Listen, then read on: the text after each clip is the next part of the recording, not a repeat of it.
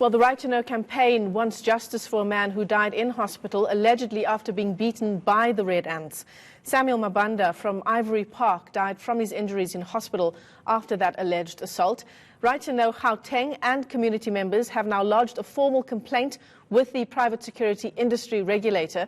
And for more on the story now, we're joined by Moeketsi Monahengi, is from Right2Know. Thanks very much for coming into studio. Mr. Monaheng, talk to us about the red ants, because this issue around Samuel Mabanda and what led to his death is not an isolated incident. This has been coming on for some time now, with a whole range of incidents like it being reported. That is correct.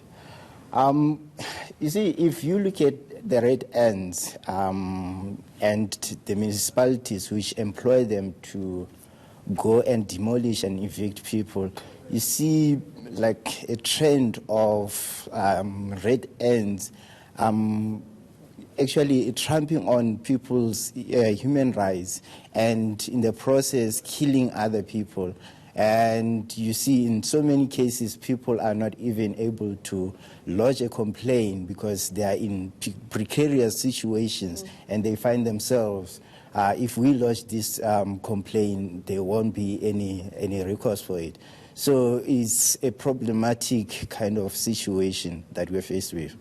In terms of municipalities that choose to use the red ants, at what point should a measure like that be used? It surely cannot be a first or even a second measure that is used by a municipality.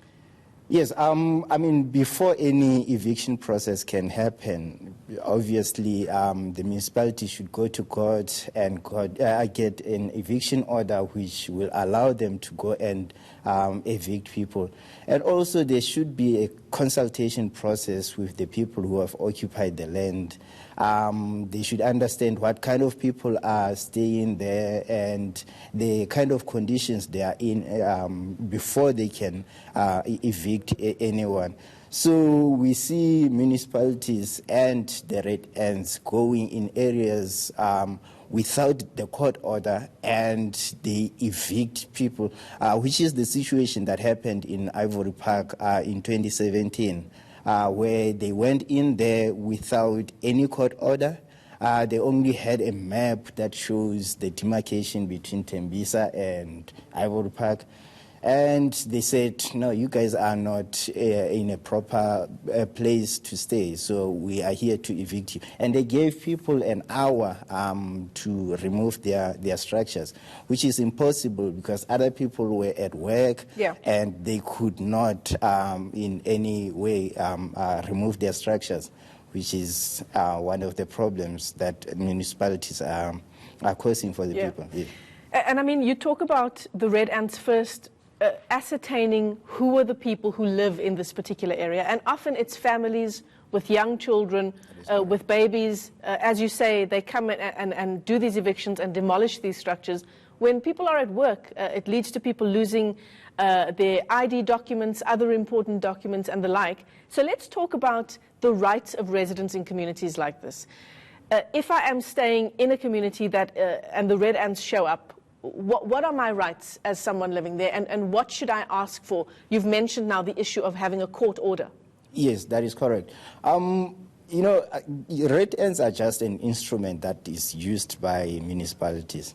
But the municipality itself should consult with the people. Like you're saying, in many cases, you find people, young people, sometimes people are sick, it's only women. And you know that if you are evicted, the municipality should provide you with an alternative accommodation if the municipality is following the proper court proceedings, I mean, to evict people. So which means you have the right to ask for an eviction order from any official coming from municipality to come and evict you. But if they don't have the court order, it's obvious the eviction process is illegitimate and illegal. Yeah, absolutely. So Right2Know is using the process that was followed that led to the death of Samuel Mabanda.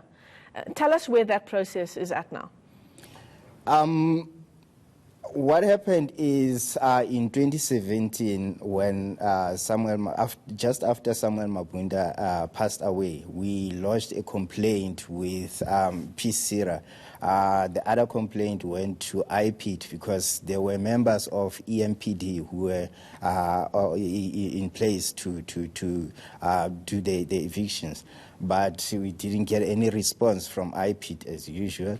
But with PCIRA, we kept on pushing them. We sent them so many emails after our initial complaint, pushing them that these red ants are still continuing to evict people, to kill people, to steal from people. So earlier this year, then community of Ivory Park, some members were called by PCIRA to go and give evidence and account, because initially, just after the process, we went to each and every victim of the red ants, and we got their account of what happened, where were you, what were you doing by then. So those people were called in by PCIRA to go and give evidence on the tribunal that was set up by PCIRA in order to try and evaluate this issue of red ants. So currently, I think it was on the 17th when I was told that the people who were being invited to go and give evidence, it was the last person to go and give the evidence. So I think right now the investigation process, and because it wasn't only about people from Ivory Park, it affected other people in Tembisa, where the red ants have also carried out evictions. So, but unfortunately, from other places, the accounts were not documented, and also other people get approached by individuals from red ants who threatened them from going to give evidence at the tribunal. So we saw other people then declining to go there. So at the moment, what I can say is the tribunal is in the process of completing the whole investigation. So we are expecting them to give the outcome of the tribunal very soon. And of course, the aim here is to have the operating license of the red ants permanently revoked. Yes, that is correct. But the issue of red ants is tricky because they are not just a security company. They also operate to do the demolitions, which is something different from the security. And if you saw what is happening in Ekurhuleni, they have supplied some communities with this sanitation, chemical toilets. So they operate in so many different areas. So we are just looking at PCIRA terminating their operating license as security company. But we are also hoping that Department of Human Settlement can stop using these services of the red ants.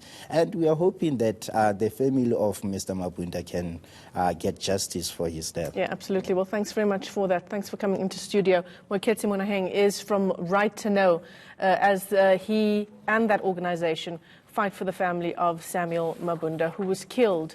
That was back in 2016, I understand, after an alleged assault